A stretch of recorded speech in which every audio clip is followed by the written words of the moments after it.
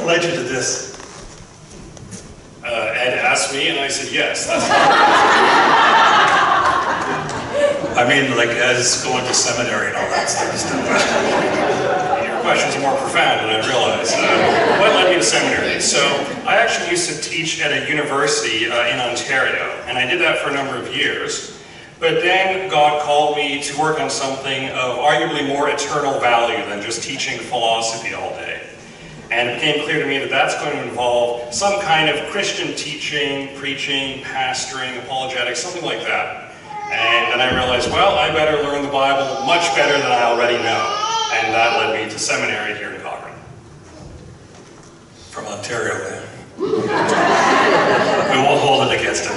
We'll turn it over to Owen right now. He's going to bring us God's word. Yeah, the love for Ontario is just not that strong, I've noticed.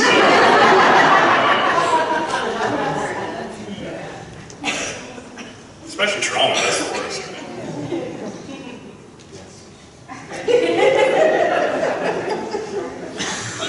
So it's great to be with you today on this Sunday morning. I was going to open my message by saying, you know, it's just wonderful to be with some godly saints on a Sunday morning.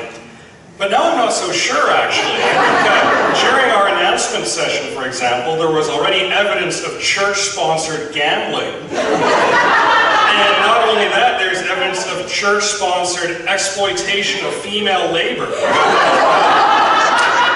And now there's just blatant prejudice against the most populous province in our country. So yeah, I'm not so sure anymore. Maybe I should get rid of this sermon and preach an old-fashioned revival sermon. But I don't have notes for that, so we're just going to do what I have right here. When I was asked to speak here, I said, okay, that's great. Do you want me to come up with a new sermon, or should I just bring out an old sermon and polish it off?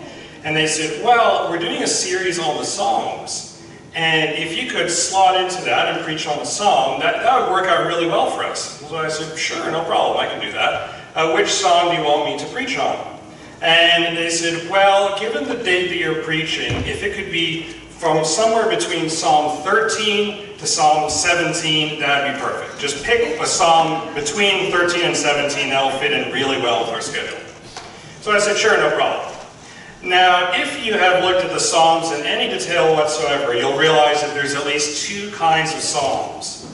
One you might call nice Psalms that have very nice images. So the most famous is Psalm 23, "The Lord is my shepherd, I shall not want." That's a very nice and comforting image, and wonderful to think about if you are walking through the valley of the shadow of death. But then there's a category of Psalms that you might say are not so nice Psalms. For example, Psalm 69. There, David doesn't simply wish bad things on his enemies, he actually prays that God will do bad things on his enemies. And that leads to a lot of tough questions for us today. The psalm that we're going to be looking at today falls into that latter category. It is arguably a not-so-nice psalm. And the reason for that is not because David is wishing bad things on his enemies, but because we get a character study of a particular character whom David calls the fool who says in his heart that there is no God. Now, generally it's not great strategy when you're preaching in a church for the first time to pick a not-so-nice passage, right? There's some risks involved there, but we'll risk it. Maybe this will be like a first date where there is no second date, that's okay. But it is in the Bible, and I think it is a good one for all of us Christians to think about today. So without further ado, let's read Psalm 14 together.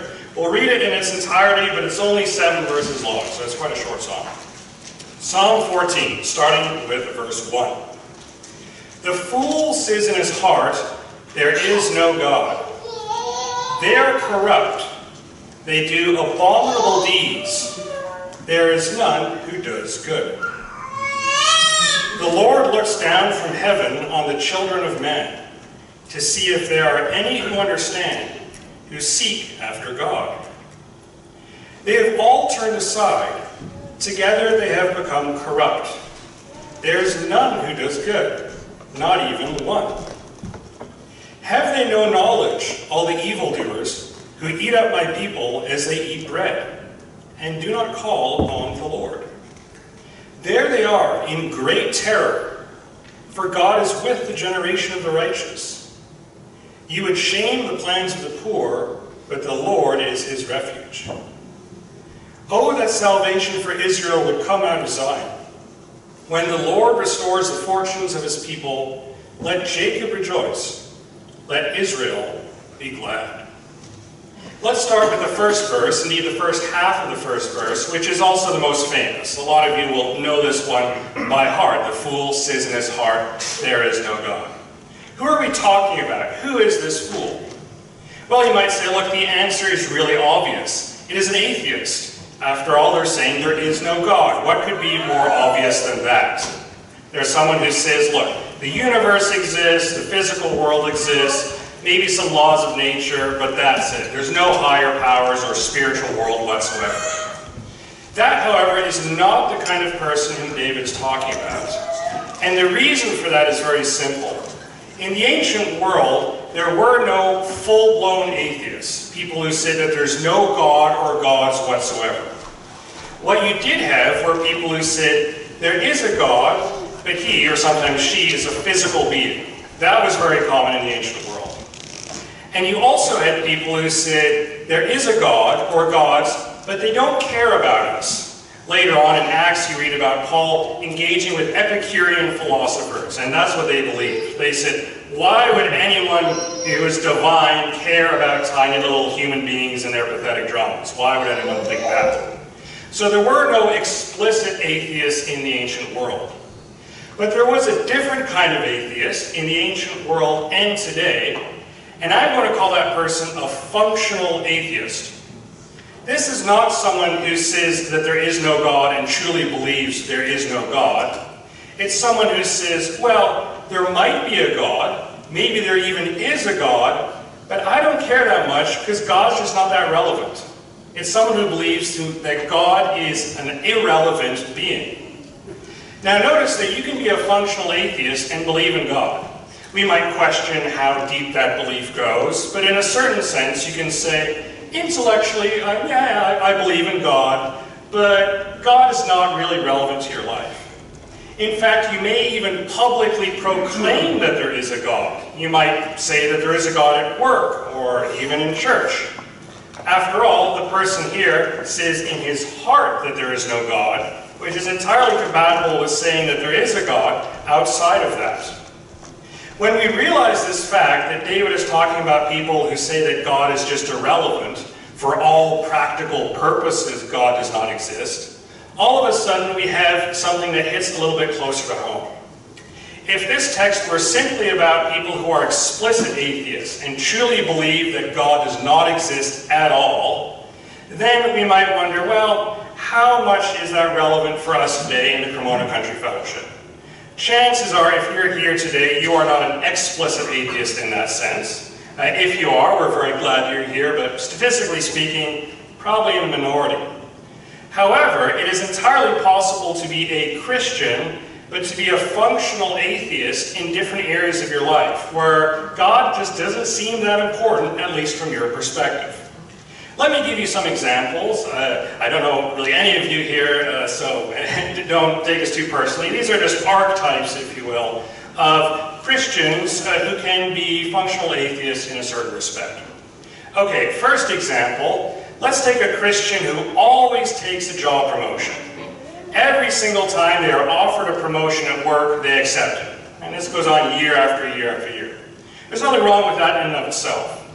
But suppose that this Christian never goes to God in prayer and says, God, I was offered a job promotion. Do you want me to take it or not? That just never crosses their mind. They just think, more money, better, I'm taking the promotion. That's an example of functional atheism. This is a Christian who believes that God exists, but doesn't really think that God's opinion is that important when it comes to their career or taking promotions.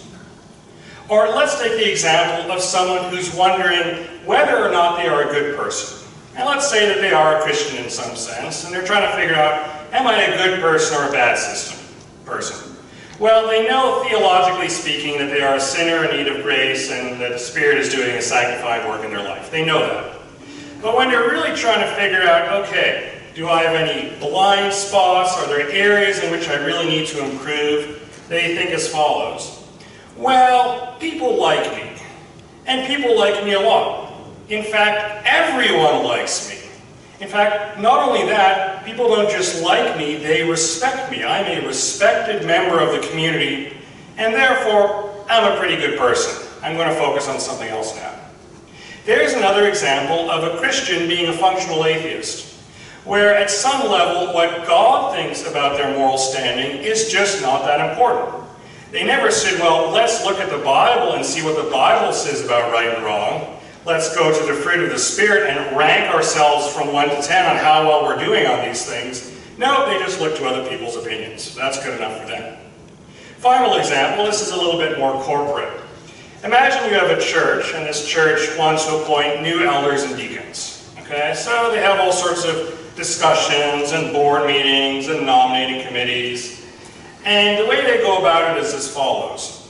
Well, so-and-so is a really nice guy. He'd make a great elder, right? And so-and-so, like, he's just really handy, okay? So, you know, he'd be a great deacon. And on they go. Those are very good qualities. But suppose that never once do they open the Bible and say, well, God actually gives really specific instructions for elders and deacons. Suppose that never happens.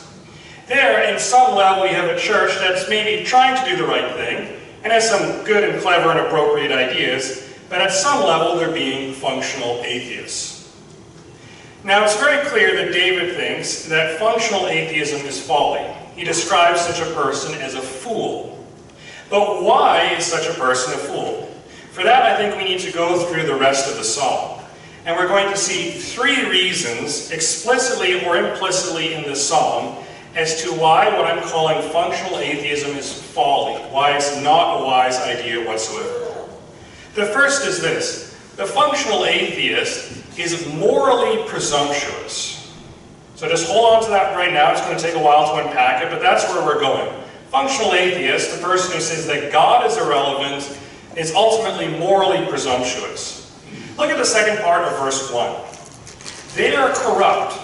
They do abominable deeds. There is none who does good.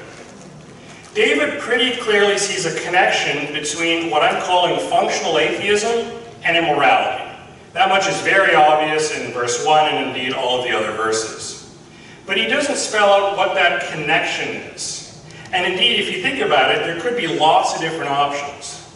One option might be, okay, God is irrelevant, therefore I'm going to start doing bad things, because God's just not part of my life, okay? Or it could start from the other end. It could say, you know what, I'm already doing bad things, and having God in my life would be really inconvenient right now, so I'm just going to treat him as irrelevant. That's another option. Or maybe it's not either or, but both and. Maybe it's, okay, God is irrelevant, that allows me to do bad things, which further pushes God away in my heart, and so on and so on. It's more of a downward spiral. So there's clearly a connection there, but it's not clear what that connection is. I think to understand what the connection is between functional atheism and immorality or moral corruption, we're going to have to look elsewhere in Scripture. There's a lot that can be said. I'll only be scratching the surface with this. But I want us to consider what Paul writes in Romans 1. In Romans 1, Paul spends quite a bit of time talking about a person who thinks that they're pretty wise, but actually they are a fool, according to Paul. So, sounds familiar, right? Familiar language. And the reason why they're a fool is because they have redirected their worship. They were worshiping and glorifying God, or at least they should be doing that. But instead of that, they're worshiping and glorifying created things. They've redirected their worship from the Creator to created things. As a result, God has done something to them, and that is this. This is in verse 24. It's just the first clause, but it's very important. Romans 1:24. Therefore, God gave them up in the lusts of their hearts to impurity. God gave them up in the lusts of their hearts to impurity. What does that phrase mean, gave them up? Well, what I'm going to do now is I'm going to give a very contemporary example of a contemporary thing, and this was not in Paul's mind, okay? So otherwise it'd be really bad hermeneutics. but I'm going to use it to try to explain this idea of God giving people over, okay? You might have heard of this common trend in the past few years called manifesting. Especially if you're young, you're probably like, oh, I've heard about this manifesting thing. Maybe you've tried it yourself. And the basic idea is that if you say certain words or think certain thoughts, if you do that enough and deliberately on and on, it'll make the content of those thoughts reality. It will manifest them into reality. So, for example, my favorite car in the whole wide world is a Ferrari Testarossa. Okay, if I could have any car in the world, I would go for late 80s Ferrari Testarossa. But not any Ferrari Testarossa. The classic one is red, right? But red is kind of cliche. You know, everyone's got a red Ferrari who has a Ferrari, which is pretty much no one. Yeah, you don't want a red one. I want a midnight blue Ferrari. Midnight blue, I think it's very classy. Looks different shades, whether the sun's out. I think it looks great. But furthermore, I don't want any old Ferrari Testarossa in midnight blue. I don't want the Monospecchio edition. You're like, what's that? That, I believe, is Italian for one mirror. So for a while, Ferrari thought it was a great idea to build their Testarossas with only a mirror on the driver's side, but not on the passenger side. Maybe to shave off some weight or something like that. And I think this looks really stupid because, you know, once you see it, you can't unsee it. You're like, it's missing a mirror. It's just really off balance. So let's say I want to manifest this into reality, okay? I start thinking about this Ferrari. I start to use some language with which we are now familiar. I start saying in my heart, you know, I'm going to have a Ferrari Testarossa. I'm going to have a Ferrari Testarossa, okay? Will that manifest a Ferrari Testarossa in my driveway one day? Will that put a Ferrari right there into reality? Well, you might say, no, that's the stupidest idea I've ever heard. How can anyone believe that? And that's true when it comes to Ferraris. But in some things, it's not true at all. It actually, this manifesting thing kind of works, okay? So now let's go back to our text. Welcome, Thomas. You're here, I can see you, that's great. Let's go back to our text. Suppose you say frequently in your heart, there is no God, there is no God, there is no God. Now, you might not say that like so explicitly or whatever, but that's kind of what your thought process implies. Anyone who looked into your heart could see that that is going on. And suppose you do that over the course of time for a number of years. Will that make God no longer exist in your heart? Well, we need to be very, very careful here, but there's a sense in which the answer is yes. Because God, as Paul says, gives you up in the lust of your heart to impurity. Now here's why we need to be very careful. It's not that God gives up on the functional atheist entirely. God still sustains that person's existence. God still exercises all sorts of grace, in the sense of common grace to that person. And furthermore, I believe God can absolutely save that person. No problem there. But God does take a hands-off approach when it comes to that person's ability to fight immorality, whether outside of them or just the lust of their flesh. God does no longer put His Holy Spirit in that person to be able to fight immorality or evil in the way that they might otherwise would. So why is this morally presumptuous? Well, if you're a functional atheist, you're basically going to say, well, okay, you know what, if evil comes knocking at my heart, or as evil tends to do, if evil barges down the door of my heart, I don't need God to resist this evil. That's okay. I can do that by myself. I can fight evil by myself. If that's the way that you are thinking or have thought in the past, let me ask you, how well is that going? How well did that go? Well, just think of whatever your greatest temptation was. Think of that one thing that you just have a really hard time resisting. Maybe it's something that will appear on a screen. Okay, that's common. Maybe it's something in your fridge. You know, if it's in the fridge, you ain't saying no to that. Maybe it's something in your own heart, something that's bitterness or resentment. Whatever that thing might be, by yourself, what is your track record of resisting that without God's help? My guess is that it's probably not that great. And thus it is morally presumptuous to think that you can fight evil alone without any divine assistance whatsoever. That's the first reason why functional atheism is folly. Secondly, look at verse 2. In verse 2, David writes, "The Lord looks down from heaven on the children of men, to see if there are any who understand, who seek after God." Okay, what is going on in this verse? I think what we're getting is a contrast between two different perspectives. You've got the perspectives of the people, in these case, people I'm calling functional atheists, but you've also got the perspective of God. And to see this, we need to think a little bit more about this idea of God or the Lord looking down from heaven. You might say, you know what, I've seen that phrase before. That's ringing some bells. And one of the places where we find this in the Bible is in Genesis 11 with the Tower of Babel. The Tower of Babel, you've got a whole bunch of people who think that they're actually pretty awesome. But the problem is the rest of the world does not know how awesome they are. They have not yet made a name for themselves for the rest of the world.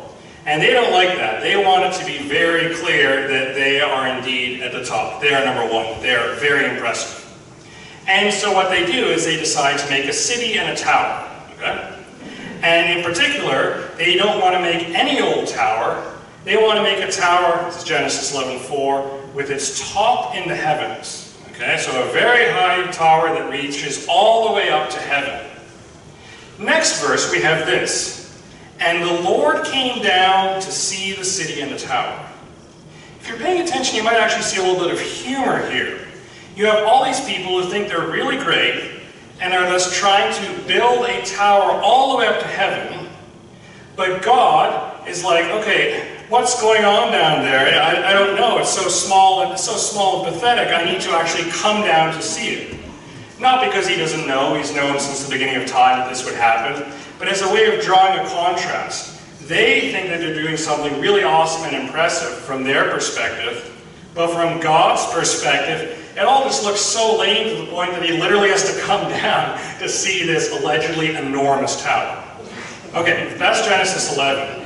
I think we have a similar thing going on in verse 2 of Psalm 14. We have a bunch of people who think that they are pretty awesome, not in terms of building a tall tower, but in terms of their understanding. Okay, they've got a lot of things figured out, these functional atheists. They don't need God to explain this or that, or they don't really need God to give them morality this way or that way. They've got it figured out. That's their perspective. But from God's perspective, what does he have to do? Well, he has to look down at them and see if there's any understanding whatsoever. And what he sees is very little understanding. In fact, he sees no understanding with respect to important topics whatsoever. So the second reason why functional atheism is folly is because functional atheists appear pathetic from a God's eye perspective. In fact, you don't even need to believe that God exists in order to believe that claim, even though I do. So why is it folly? Not just because it's morally presumptuous, but because one appears pathetic from a divine perspective. This is true, I think, of Christians who are functional atheists with respect to something in their lives. Let's go back to our previous examples. Remember that Christian who always takes the job promotion, and without question, never asks for God's will, just accepts. That person might seem pretty impressive in their own eyes. I mean, they might start thinking, look, the reason why I'm getting promoted is, let's be honest, I'm pretty good at my job, The reason why my coworkers are not getting promoted is, let's be honest, they're kind of losers, right? So, there's a reason why I'm getting promoted. They might see themselves as pretty awesome in their eyes. But from God's perspective, God is, so to speak, looking down on them and say, you know what, you think you're pretty great and pretty gifted, but you haven't even thought about where all of these gifts have come from in the first place.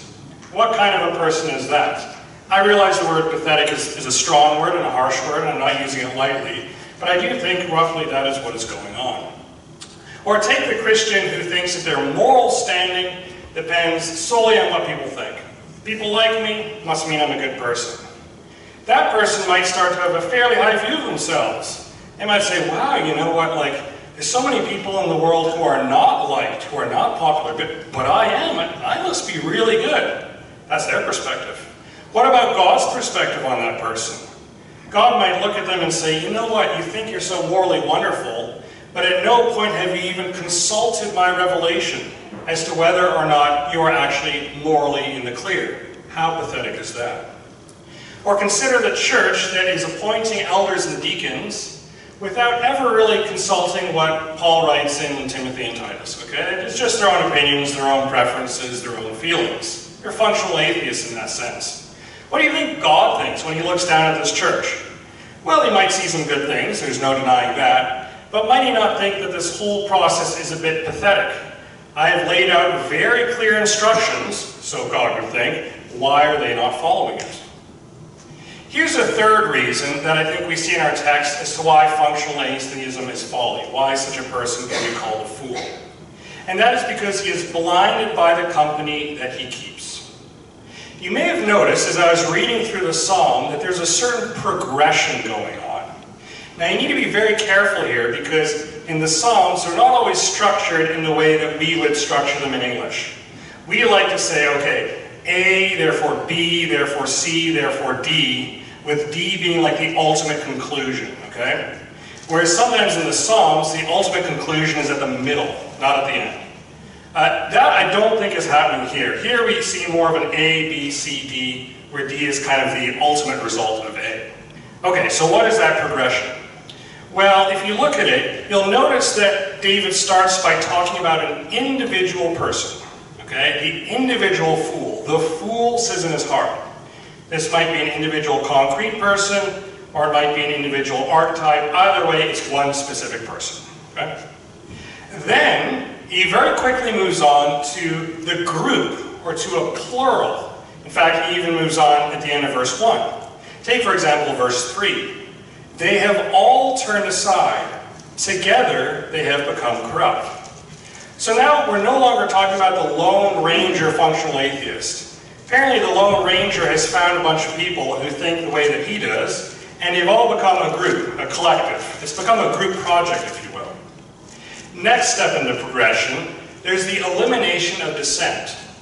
It's not the case that this group of functional atheists says, you know what, we're functional atheists, but it'd be nice to have some Christians on board just for the sake of diversity or hearing another perspective. That does not go on.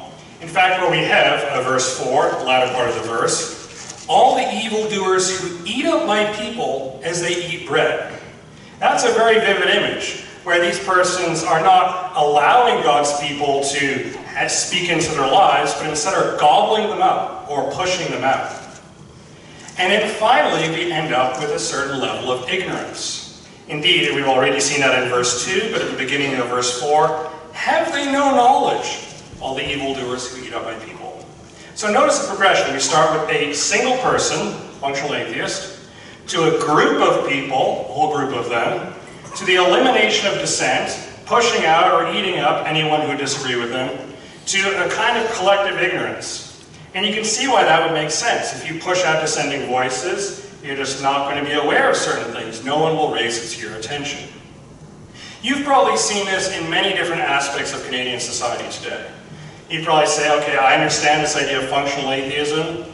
It seems to be growing, and I see it maybe in the government, maybe I see it in the schools, in the media, you see it lots of different places, okay? I would agree with that. I see that as well. I'll give you one specific example to flesh this idea out. I taught at university for many years, and universities in particular, you see this progression going on. You might know that many universities were actually started by Christians for the sake of training people for the ministry.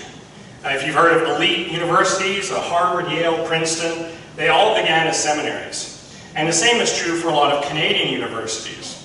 So if you go to the University of Toronto, for example, they have all these different colleges, but these colleges began as seminaries for Christian ministers of different denominations. So you've got the Anglican College, you've got the Presbyterian colleges, they have 3 of them, and so on and so forth. Okay? That's how they started. So universities, for the most part, began as Christian institutions. No real tolerance for functional atheism. Then, I would say, roughly at the beginning of the 20th century, at least in North America, universities started allowing functional atheists in. Not explicit atheists, that would go too far, but functional atheists, that's okay. So for example, you could come and be a biology professor and say, you know what, according to me, Genesis 1 to 3, it didn't really happen, but I still believe in God. Those people would be allowed in the early part of the 20th century, okay? Or same with archaeologists who would say, well, I don't believe a bunch of things in the Old Testament because of my archaeological convictions. But, as long as you say that you believe in some kind of higher power, you would be allowed it. So the functional atheists started coming into the universities. Then, over the course of time, it became clear that they really began to group together and started pushing out those with more traditional Christian perspectives. Okay, so we've gone from individual functional atheists to the group to the elimination of dissent. And now you go to many universities, there's total ignorance when it comes to Christianity. Like, they just don't know, right? And it's very sad to see, especially with the younger students, where at some level they've had no alternative. Once I was teaching a class in philosophy, and I asked them, what do Christians believe Jesus came to the earth for? Why did Jesus come to the earth according to Christians? And it wasn't that they gave the wrong answer, it was that they didn't even know where to begin in giving an answer. To establish his kingdom or to pay for people's sins. Total ignorance, complete ignorance. Let's now focus on the final verses. And you're probably thinking at this point, wow, okay, David is talking about functional atheists. That includes definitely people outside the church. Could include me as well. And furthermore, this really does seem like a bad thing, Yeah, it is a form of moral presumption. It is pathetic in a certain sense. And it seems to be something which is consolidated by the company it keeps. This is folly. How do we respond to this? Well, here's a very common response that a lot of Christians give. The common response is this. Look, we really need to develop our offense. We've been retreating, playing defense for far too long. We need to develop our offense. And to develop our offense, we need a game plan. How about the following? Let's start here. Let's start with the church. For far too long, we have been tolerating functional atheism in our midst. The bar for being a Christian has been set very, very low, okay? And that has led to all sorts of problems in all sorts of churches. So we start by addressing that problem.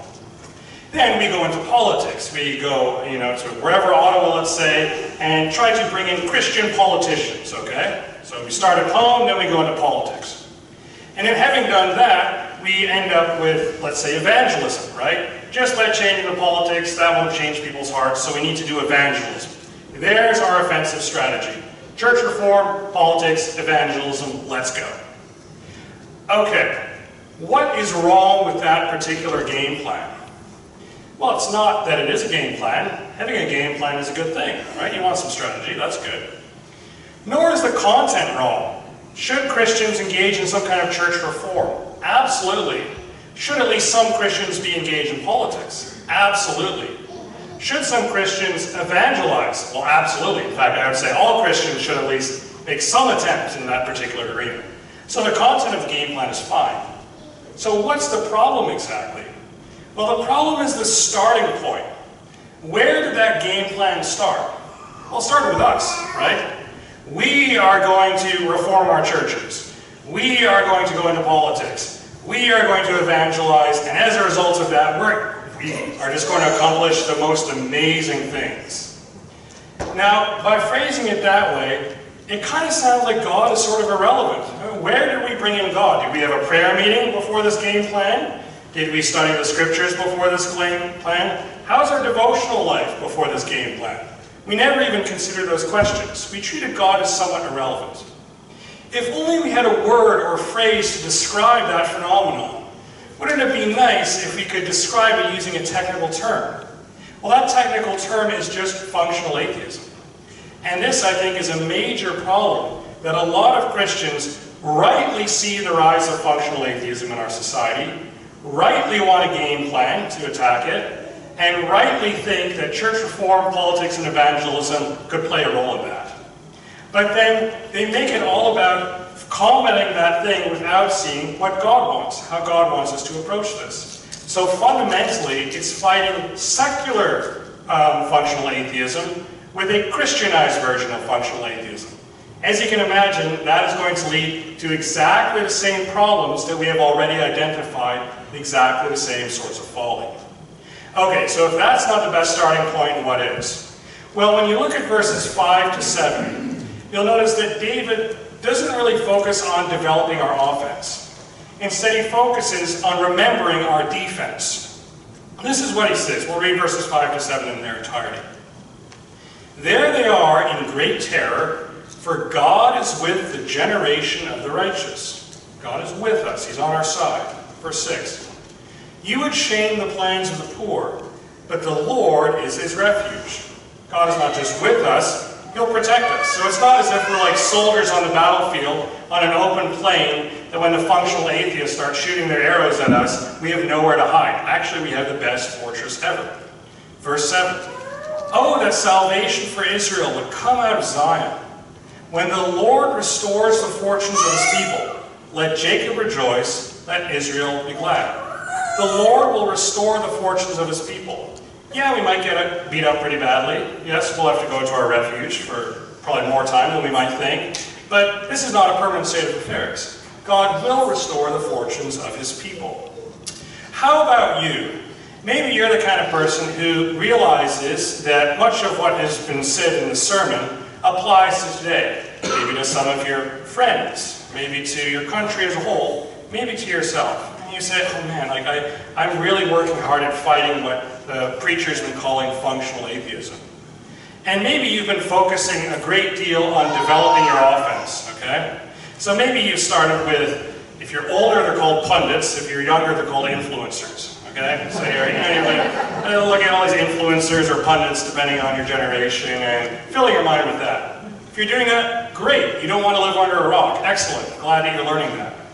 And maybe you've decided, okay, time to move on, take it to the next level, audiobooks. Okay? When it comes to pundits and influencers, it's only going to be a few seconds. You need a full book to really start analyzing things. So you moved on to audiobooks or even printed books.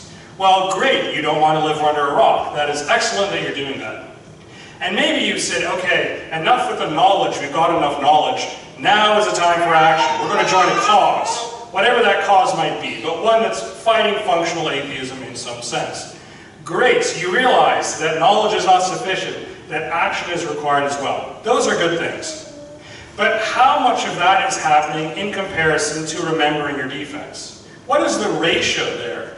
Are you spending all of your time rightly looking at offense to the exclusion of, let's say, talking to God, hearing God, studying his word, fellowshipping with mature Christians?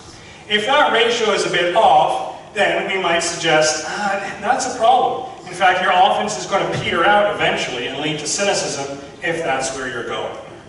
So, what is my prayer for all of you today? Well, my prayer is this.